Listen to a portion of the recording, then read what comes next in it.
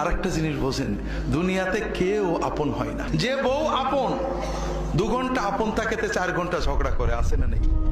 যে ছেলে আপন সে 2 ঘন্টা কথা শুনে তো 4 ঘন্টা কথা শুনে না, ঠিক না বেঠিক? যে ভাই আপন সে ভাই 2 ঘন্টা আপন আর 2 ঘন্টা পর। যে বাবা আপন, যে সবচেয়ে আপন মা আপন, সেও দেখা যাচ্ছে আরেক ভাইয়ের কথা শুনে পর হয়ে যায়, হয় না? হয় না হাজেরিন?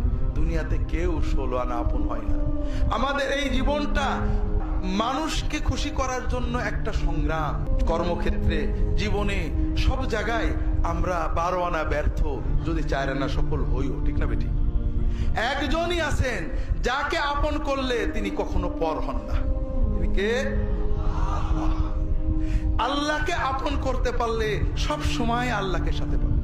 যদি আল্লাহকে আপন করে নিতে পারেন, আপনার বিপদে আপদে কষ্টে দুঃখে সব সময় মনে হবে আল্লাহ আপনার সাথেই রয়েছে।